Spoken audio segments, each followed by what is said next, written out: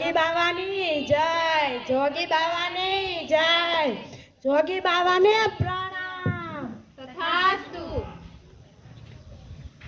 બોલો શું થયું છે? જો ને આ મારી દીકરીને 10માનું બોર્ડ છે, આમ જોઈ દો ને કે નાપાસ થશે કે પાસ થશે. તમારે એના માટે એક વિધિ કરાવવી પડશે અને તેના માટે 1000 રૂપિયા મૂકવા પડશે. આટલા બધા? હા. જો આ એક કોરું પેપર છે. લે બેટા તું આમાં કંકુ છાંટ.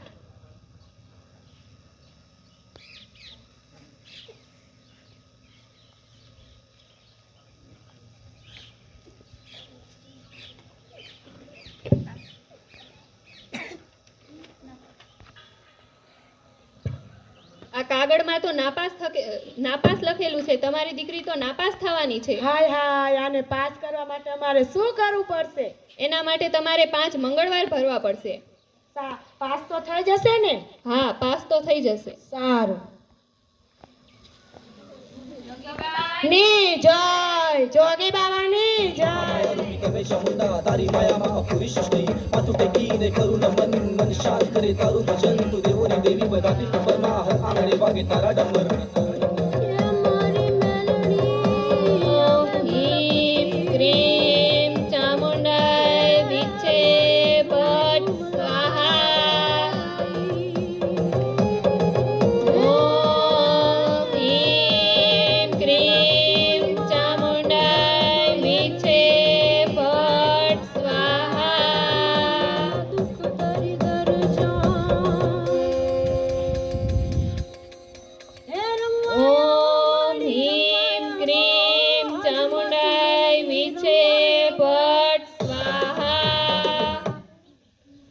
જોગી બાવાની જય, જોગી બાવાની જય.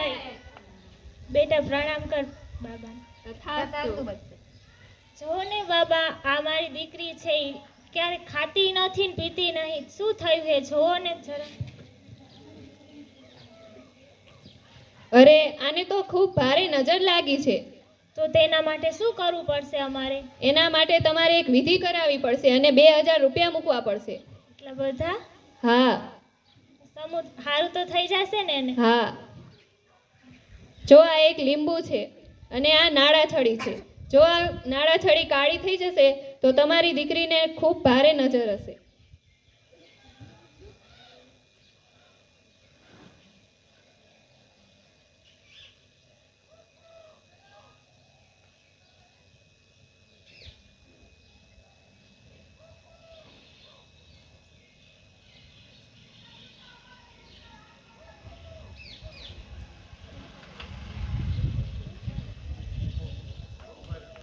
તમારી દીકરીને તો ખૂબ ભારે નજર છે.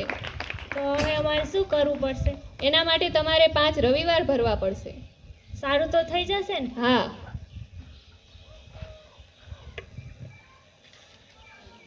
જોગી બાવાની જય, જોગી બાવાની જય. ઓમ હીમ ક્રીમ ચામુંડાય વિછે ભટ્ટ સ્વાહા. ઓમ હીમ ક્રીમ ચામુંડાય વિછે ભટ્ટ સ્વાહા. ઓમ હીમ ક્રીમ ચામુંડાય વિછે ભટ્ટ સ્વાહા. જોગી બાવાની જય, જોગી બાવાની જય, જોગી બાવાને પ્રણામ. તથાસ્તુ.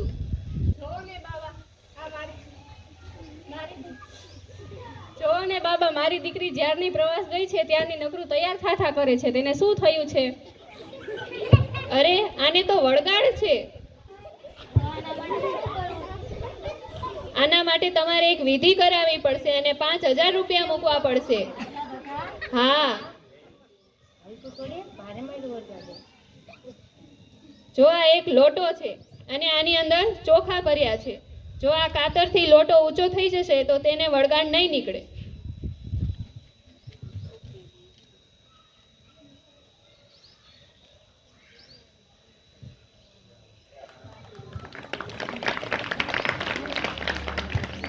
આને તો બહુ ભારે વળગાડ છે. તો હવે આના માટે શું કરવું પડશે? એના માટે તમારે 5 બુધવાર ભરવા પડશે. એને સારું તો થઈ જશે ને? હા, સારું તો થઈ જશે. જોગી બાવાની જય, જોગી બાવાની જય જોગી બાવાની જય. ઓમ ह्रीं क्रीं चामुण्डे विचे भट्ट स्वाहा. ओम ह्रीं क्रीं चामुण्डाय विचे भट्ट स्वाहा. ओम ह्रीं क्रीं चामुण्डाय विचे भट्ट स्वाहा. જોગી બાવાની જય, જોગી બાવાની જય. જોગી બાવાને પ્રણામ. તથાસ્તુ. શું થયું છે? આ મારો દીકરો 30 વર્ષનો થયો તો તેના લગ્ન નથી થતા. તેના લગ્ન થાય તેના માટેનો કોઈ ઉપાય બતાવો ને. તેની જન્મ કુંડળી લાવ્યા છો? હા,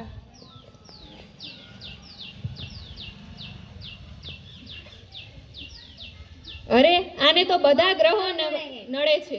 તેના માટે અમારે શું કરવું પડશે? એના માટે એક વિધિ કરાવવી પડશે અને 10,000 રૂપિયા મૂકવા પડશે. 10,000 રૂપિયા? હા, સારું. તમારા હાથ લાવો.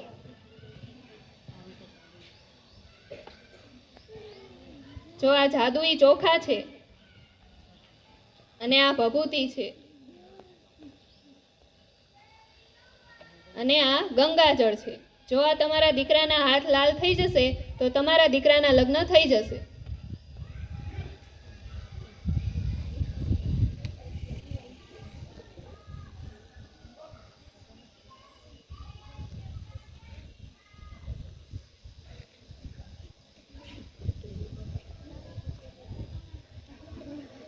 હવે તમારા દીકરાના લગ્ન થઈ જશે અને તમારે હવે તમારા દીકરાને એની પત્ની સાથે અહીંયા 5 મંગળવારે પેંડા લઈને આવવું પડશે. સારું. અને જો નહીં આવે તો એ તમારા દીકરાના છૂટાછેડા થઈ જશે. તો બીજો બાવો પણ કાંઈ નહીં કરે.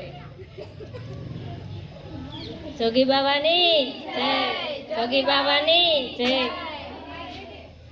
माता धरती जल ओम ह्रीं क्रीं चामुण्डाय विचे भट्ट स्वाहा. ओम ह्रीं क्रीं चामुण्डाय विचे भट्ट स्वाहा. ओम ह्रीं क्रीं ચામુંડાય વિશે. તો કોણ? તમે પહેલા શાંતિ રાખો અને ઊભા થાઓ. પણ તમે છો કોણ? તમે શાંતિ રાખો અને ઊભા થાઓ. પણ તમે છો કોણ ઈ તો કહો પહેલા. પોલીસભાઈ તમે રો. જો આ મારી દીકરી નાપાસ થશે કે પાસ થશે તે પણ જોઈ દીધું.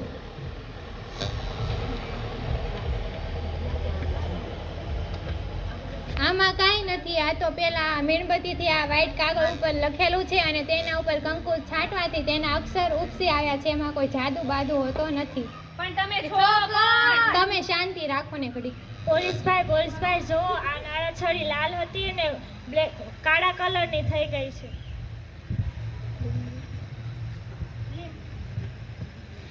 એમાં કાંઈ નથી. આ નાડા છેડી છે અને આ લીંબુ છે. જ્યારે નાડા છેડીને લીંબુની વચ્ચેથી કાઢવામાં આવે છે સાઇટ્રિક એસિડના કારણે બંને વચ્ચે રાસાયણિક પ્રક્રિયા થાય છે અને નાડા છેડીનો દોરો કાળો થઈ ગયો છે. એમાં કોઈ પણ જાદુ હોતો નથી. તમે ઘડીક ખમો ને. પોલીસભાઈ જો મારી દીકરીને વળગાડ હતો તે પણ કાઢી દીધો.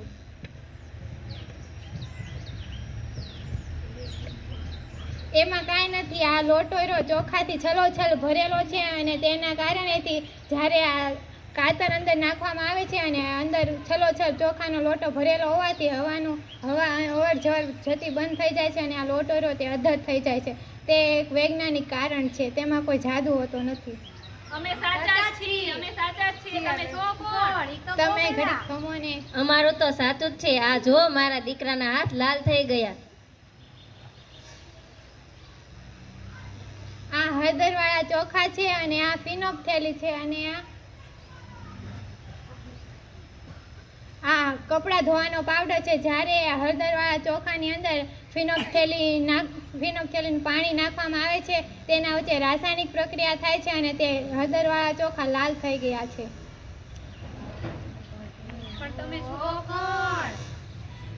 જાદુ બાદુ ભૂવા બાવા એવું કાંઈ હોતું નથી. જો આપણે બીમાર પડીએ તો આપણે ડૉક્ટર પાસે જવું જોઈએ. ભારત દેશમાં અત્યારે ખૂબ જ અંધશ્રદ્ધા ચાલી રહી છે. આપણે પાસ થઈશું કે ન પાસ એ તો આપણા નસીબ ઉપર આધાર રાખે છે. આપણે મહેનત કરીશું તો અવશ્ય સફળતા મળશે અને પાસ થઈશું. તેથી જ તો કહેવાયું છે, પુરુષાર્થ વત્તા પ્રાર્થના બરાબર સફળતા. મહેનત કરીશું, ભગવાનને પ્રાર્થના કરીશું તો અવશ્ય સફળ થઈશું. અસ્તુ.